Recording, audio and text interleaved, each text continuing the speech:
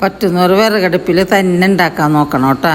1/2 kilo മൈദപ്പൊടിയിലേക്ക് 2 മുട്ട കൊത്തി ഒഴിക്കുക. അതിലേക്ക് ലേശം ഉപ്പും പാകത്തിന് വെള്ളം ഒഴിച്ചു കൊടുത്ത് ഇളക്കുക. ആദ്യം തന്നെ മുട്ട മൈദയുടെ വെള്ളത്തിന്റെ കൂടെ നന്നായിട്ട് കലക്കി ചേർക്കണം. എന്നിട്ട് ഈ കൂട്ടി മിക്സിയിലോട്ട് ഒഴിച്ചു കൊടുത്ത് നന്നായി അടിച്ച് ചേർക്കാം. ഇതേ നോക്കിയാൽ ഞാൻ നന്നായി അടിച്ചെടുത്തിട്ടുണ്ട് കേട്ടാ. ഇതാണ് കേട്ടോ ഇതിന്റെ കൺസിസ്റ്റൻസി.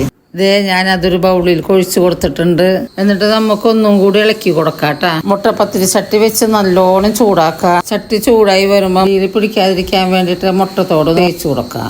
ഞാൻ ദേ വാഴയില കൊണ്ട് നല്ലോണം തേച്ച് കൊടുക്കുന്നുണ്ട്. ഈ തീയൊന്ന് കുറച്ച് വെച്ചിട്ട് ഇതേമാതിരി ചുട്ടെടുക്കുക. ഇത് ഞാൻ തീ കുറച്ച് വെച്ചതാണ് കേട്ടാ. ഇതേ നോക്കി അത്യാവശ്യം കുത്തുമോട്ടയൊക്കെ വന്നിട്ടുണ്ട്. ഇനി ഇങ്ങനെ ഓരോന്നായിട്ട് നിങ്ങൾ ചുട്ടെടുത്തോ.